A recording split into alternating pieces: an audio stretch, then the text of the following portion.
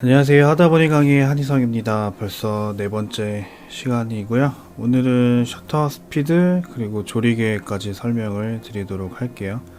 몇몇 분이 조금 내용이 길다는 분도 있었고 너무 자세히 알려준다는 얘기도 있었는데 조금은 단순하게 할게요. 추후에 각 부분마다 더 추가적으로 얘기할 경우가 생길 수 있을 것 같아서 조금 심플하게 진행하도록 하겠습니다. 일단 셔터 스피드는 말 그대로 셔터를 누를 때 그 셔터가 이제 끊긴다고 표현을 하는데, 어떻게 끊기느냐에 따라서 빛이 들어오고 그게 상에 맺히고 이미지를 기록하는 시간에 따라서 노출을 또 조절을 할 수 있죠. 네, 그럼 셔터 스피드에 대해서 한번 볼게요. 보통 왼쪽 같은 경우가 저희가 앞서 배웠던 SLR 카메라의 구조죠. 여기 보면은 이 셔터막이 보이시죠? 이런 게 셔터막이 순차적으로 내려오면서 셔터막이 닫히고 그 찰나에 빛이 이 이미지 센서에 맺히는 거죠. SLR 카메라, 예전 카메라 여기에 필름이 들어갔겠죠? 이렇게 센서가 들어간 건 뭐 디지털 카메라라고 할 수 있죠. 대부분 저희가 사용하는 스마트폰 카메라의 렌즈는 이런 형태로 되게 작게, 센서도 작게 초박형으로 들어가죠. 그럼 셔터 스피드를 통해서 뭘 표현할 수 있냐라고 했을 때, 자, 다음은 자전거를 타고 이동하는 사람의 모습이고요. 자, 보시면은 동일한 장소죠. 동일한 장소에서 뒤에 배경은 흔들리지가 않았어요. 그쵸? 그대로 배경은 다 고정돼 있죠. 근데 이렇게 움직이는 이 자전거 타는 사람만 이 잔상이 남죠. 잠시만요. 자, 이렇게 잔상이 남죠. 이 부분은 되게 멈춰 있는 것처럼 돼 있고요. 자, 앞에랑 동일하게 이 셔터 스피드가 낮아지면 낮아질수록 이런 움직임이 포착이 되는 거고, 자, 셔터 스피드가 높아지면 높아질수록 이렇게 이미지가 정지가 된 현상을 볼 수 있어요. 자, 이런 걸 또 어떻게 표현할 수 있냐면은 다음과 같죠. 자, 다음과 같은 이미지들을 봤을 때는 어떤 셔터 스피드를 사용을 했을까요? 어떤 동작이 멈춰 있죠? 멈춰 있고 그걸 저희가 바라볼 수 있는 그런 시간을 벌어다주는 셔터 속도, 그거는 자, 여기 셔터 스피드가 빠를 때, 셔터 스피드가 높을 때 이런 정지된 화면이 나타나죠. 그럼 이거는 잔상일까요? 자, 여기 보이시나요? 연속된 사진 촬영. 이건 잔상이라기보다는 빠른 스피드로 셔터 속도로 촬영을 해서 여러 장을 촬영한 거죠. 여러 장을 촬영해서 그 촬영한 촬영본들을 레이어 작업을 하면, 요즘에 포토샵 레이어 작업을 하겠죠. 자, 레이어 작업하면 이런 동영상에 가까운, 어떻게 보면은 이런 스틸을 여러 가지를 이어서 만드는 멋진 이미지가 나올 수도 있죠. 자, 이런 걸 통해서 셔터 속도로 어떤 본인이 표현하고 싶어 하는 모습을 담아낼 수가 있고요. 유용하게 또 활용할 수가 있죠. 자, 다음과 같이, 자, 조명이 없는 상황에서는 촬영하기가 어려워요. 자, 다음과 같이 이렇게 파우더처럼 떨어지는 것들은, 자, 조명의 방향이, 자, 이렇게 진행해서 이쪽은 밝고, 자, 이쪽엔 그림자가 지겠죠. 자, 산이 있는데 해가 뜨면은, 자, 해가 뜬 면은 햇빛이 있는데 반대면은 그림자가 지잖아요. 동일하다고 보시면 돼요. 한쪽 면은 빛을 받았고 한쪽 면은 빛을 받지 못했기 때문에 그림자가 떨어지고, 그래서 이런 파우더의 종류지만 이렇게 디테일들을 살려낼 수가 있죠. 자, 요 와인 촬영도 마찬가지죠. 조명이 어떤 방향성이 있기 때문에 와인이 떨어지는 장면에서 질감을 표현해낼 수도 있고요. 디테일들은, 이런 엣지라든지 이런 디테일들은 뭐 나중에 후에 가서 배울 수 있을 것 같고요. 자, 어느 정도 속도로 촬영해야지 이렇게 내가 원하는 만큼의 멈춘 상태를 볼 수 있을까라고 했을 때 상황마다 효과마다 다를 수가 있어요. 다만 이걸 왜 배우냐면은, 자, 요 30분의 1초가 됐을 때 요 정도의 잔상이 남더라. 자, 요건 60분의 1초가 됐더니 요런 잔상이 남더라. 6500분의 1초가 됐더니 요 정도네. 자, 500분의 1초는 요 정도의 잔상.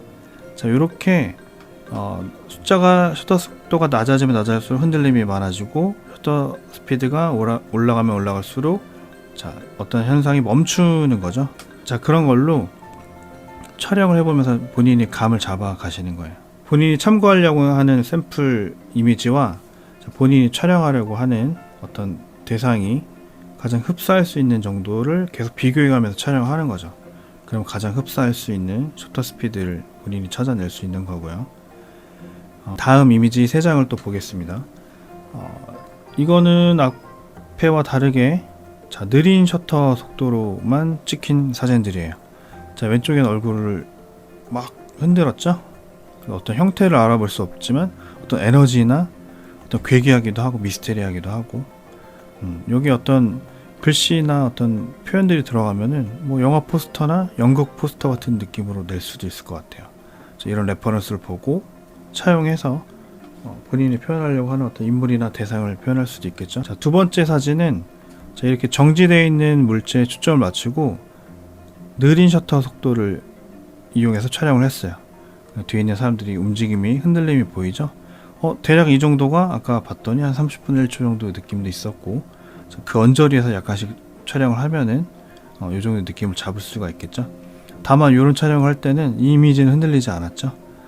보통 삼각대를 놓거나 카메라를 고정시켜서 촬영해야 이렇게 흔들리지 않는 어떤 사물은 고정이 되어 있고, 움직이는 사물만 이렇게 잔상을 보여줄 수 있으니까 그런 부분들을 또 참고하시면 좋을 것 같습니다.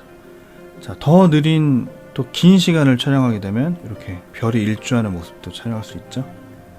이렇게 뭐 바다나 나무도 약간씩 흔들림이 있지만 그래도 이런 멋진 궤적을 또 촬영할 수 있습니다. 이런 한때 굉장히 많은 분들이 촬영을 하기도 했고 되게 유행했던 촬영인데요. 이런 것들은 낮에 찍거나 이렇게 해가 있을 때는 이렇게 극단적으로 느린 속도의 촬영은 불가능합니다. 이런 경우에는 ND 필터라는 것을 사용해서 셔터 스피드를 일부러 극단적으로 늦출 수 있게 하는 거예요. 셔터 스피드가 한 자리 숫자 오히려 더 낮은 벌브 셔터까지도 내려가서, 벌브라는 게 있어요. 벌브 셔터까지 내려가서 본인이 알고 있는 어떤 이 표현할 수 있는 셔터 속도까지 늦춰서 촬영한 다음에 셔터를 끊으면 이런 표현들이 가능하죠. 이런 또 야경 궤적의 모습도 촬영할 수 있고요. 다음은 조리개에 대해서 설명을 드릴 거고요. 셔터 스피드는 배웠죠? 셔터 스피드가 낮아지면 낮아질수록 어떤 이미지가 흔들리게 되고, 셔터 스피드가 올라가면 올라갈수록 이미지의 잔상이 없고 정지된 형태처럼 멈췄죠. 조리개도 한번 배워볼게요. 조리개는 렌즈에 보면은 이렇게 조리개가 존재해요. 조리개 숫자가 높아질수록 조리개를 통해서 들어오는 빛이 양이 적어지는 거예요. 여기 보이시죠? 구멍이 작아지는 거. 그럼 조리개가 F 값이라고 하는데, 조리개 숫자가 낮아지면 낮아질수록 조리개가 개방이 되었다고 표현하기도 하고, 빛을 받아들이는 양이 많아져요. 반대로 이 숫자가 올라가면 올라갈수록 빛을 받아들이는 양이 적어지는 거죠.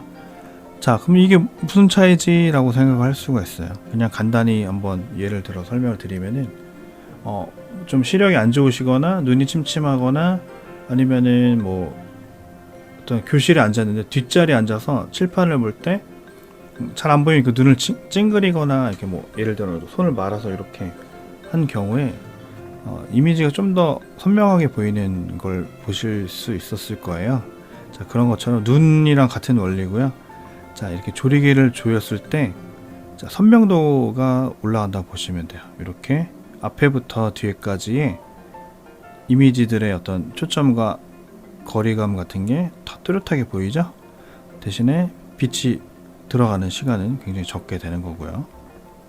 양이 적죠? 빛이 들어가는 양이 적기 때문에 충분한 빛을 확보하려면 시간이 더 오래 걸려요. 그래서 조리개가 또 쉽지가 않은 게, 오해를 하실 수 있는 게 조리개가 조여질수록 빛을 확보하는 시간이 오래 걸린다. 이건 좀 헷갈릴 수도 있어요. 반대로 조리개가 이렇게 개방이 되어 있으면 빛이 들어가는 양이 많겠죠. 이렇게 반대로 이렇게 조리개가 개방이 되어 있는 경우에는 자, 앞에 부분은 초점이 맞는데 뒤로 갈수록 초점이 이렇게 흐리게 돼요. 소위 아웃포커싱이라고도 많이 불리우는데, 자, 이런 효과들이 이 조리개가 개방이 될수록 이렇게 뒤에 빠르게 더 짧은 구간부터 이렇게 포커스가 아웃되게 되는 효과를 보일 수가 있죠. 그 인물의 어떤 감정적인 표현이나 뭐 눈, 어떤 신체 일부분을 찍을 때도 이런 초점을 많이 사용하기도 하고요. 좀 더 극단적으로 이런 걸 사용하면은 주얼리 촬영이라든지 어떤 곤충 접사라든지, 자, 이런 조리개 효과 혹은 어떤 컨버터, 아댑터를 통해서도 그런 효과를 더 극단적으로 낼 수가 있죠. 자, 그리고 또 하나 아셔야 될 게 뭐냐면은 이렇게 조리개 수치가 바뀌면 바뀔수록, 자, 사물의 흐림의 정도가 달라요. 자, 이렇게 보이시죠? 본인이 어떤 포스터나 어떤 사물을 배치했고 적정한 어떤 흐림을 가져가고 싶다, 뭐 대부분 이런 걸 선호할 수도 있는데, 이미지가 너무 하나만 보이고 다른 이미지 보이지 않기 때문에 나는 이 어느 정도 이미지를 좀 선명하게 하면서 뒤로 아웃포커싱을 만들고 싶다, 뭐 그렇게 선택한 게 샘플로 가져온 사진이 난 이 정도의 조리개 흐림 정도가 좋아 라고 했던 게, 예를 들어 f3.5라고 되어 있는, 자, 요 정도 머핀 한 2개 이후부터 흐려지는 요 사진이 마음에 들면은 그 정도 했을 때 조리개가 수치가 어느 정도가 되는지 감을 잡아 보시면 돼요. 감을 잡는 게 어떻게 잡냐라고 막연하게 생각하실 수 있는데, 자, 이렇게 조리개 숫자를 바꿔가면서 촬영을 해보시면 돼요. 그 중에 여러 가지 촬영해 본 것 중에 내가 촬영한 게 샘플이랑 가장 비슷한 게 이 정도구나 라고 생각이 드시면 그 조리개 수치에 맞춰서 아웃포커싱이나 어떤 효과를 내서 촬영하시면 되죠.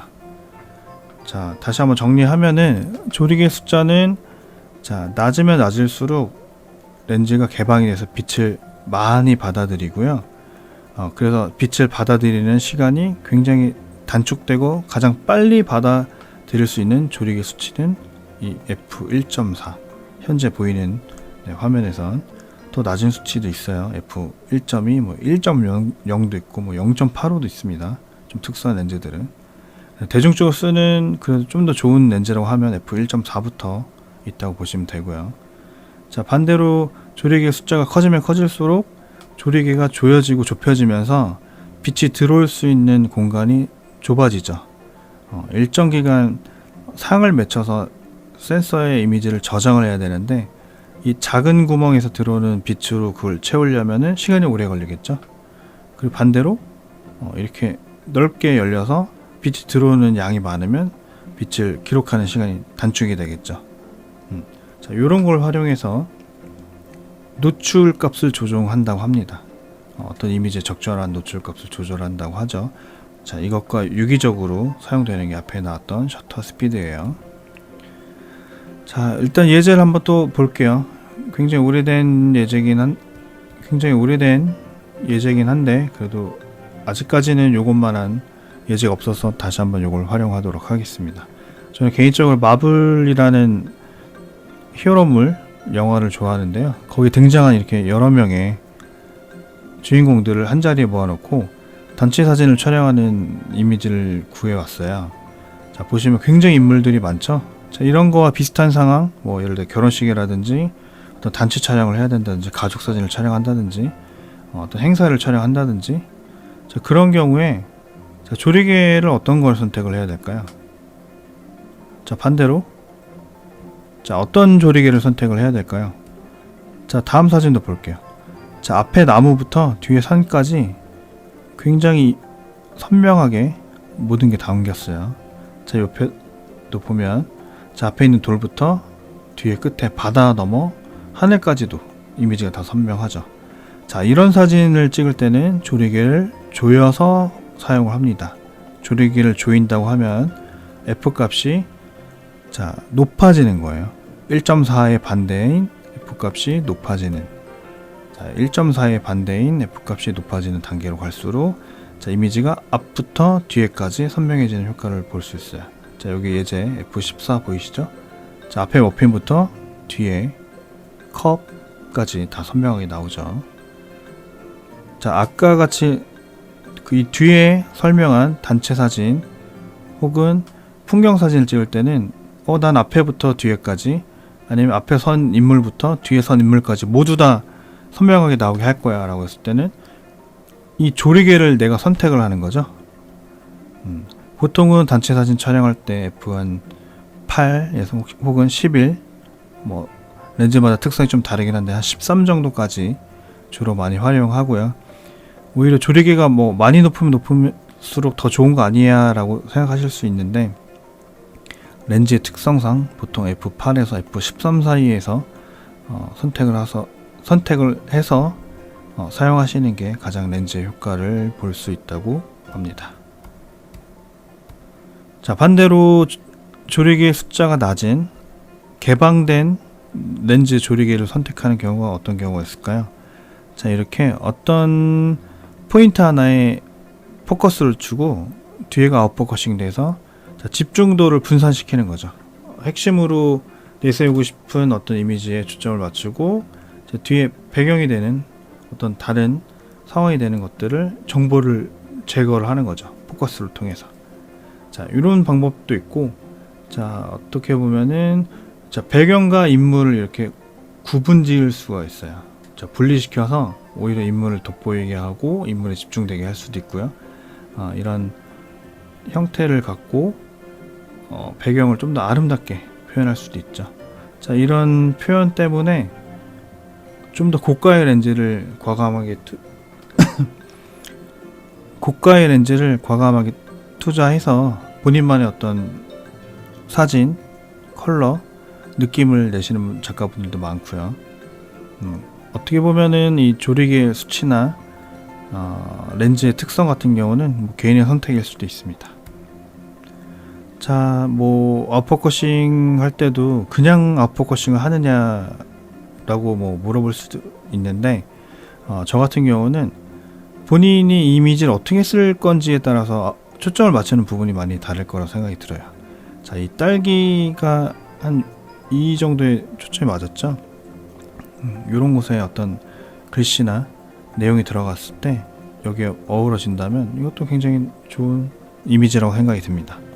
자, 무화과도 마찬가지고요. 자, 여기 앞에 부분에 초점이 맞아서 자, 이미지가 이렇게 흘러가죠. 네, 여기도 어떤 자연스럽고 아름다운 뭐 타이포그래피가 들어가면 굉장히 좋을 것 같습니다. 사진을 구도를 잘 만들어 놓고 라이팅까지 잘 했는데 초점 선택을 잘못해서 뭐 모두 다 선명하게 나온다든지, 아니면은 자, 엉뚱한데 뭐 이 꼭다리나 어떤 이 꼭지 부분이나 뭐 다른데 맞는다면은 본인이 설명한 의도와 다르게 보일 수도 있어요. 집중이 좀 덜 될 수도 있고요. 시선의 이동 방향, 그리고 여기 이 이미지가 사용되는 형태, 위치에 따라서 내가 포커스도 신경을 써야 된다는 걸 잊지 마시고요. 예를 들어 이 사진을 봤을 때 이 토마토 자체만 중요한 이미지라고 했을 때는 이게 적합한 이미지일 수 있는데, 만약에 이 젊은 귀농한, 예를 들어 귀농한 여자분이 이 토마토에 관련된 어떤 상징적인 인물이다 라고 했을 때는 이거는 좀 적절하지 못한 사진이 되겠죠. 토마토만 메인이 되고 인물에 대한 정보가 너무 사라졌기 때문에, 자, 이런 경우에는 조리개를 좀 더 이런 경우에는 조리개를 좀 더 개방하기보다는 조여서 약간의 인물의 표정이나 실루엣 정도가 조금만 더 표현이 됐다면 더 적합한 사진이 되지 않을까라고 볼 수도 있을 것 같아요. 본인이 해석하기 나름인 것 같아요. 어떻게 생각을 하는지에 따라서. 자, 이 셔터와 조이개까지 봤고요. 이 두 가지가 상관관계로 유기적으로 움직여요. 그래서 이제 노출을 만들게 되고, 자, 노출까지 공부하게 되면은 우선 카메라를 통해서 즐겁게 촬영하는 1단계는 완성이 됐다고 봅니다. 자, 오늘 강의는 여기까지고요. 오늘 강의는 여기까지고요. 다음 강의 노출 부분도 준비해서 여러분과 만날 수 있도록 하겠습니다. 감사합니다. 오늘도 긴 강의 들어주셔서 감사하고요. 구독과 좋아요 부탁드립니다. 감사합니다.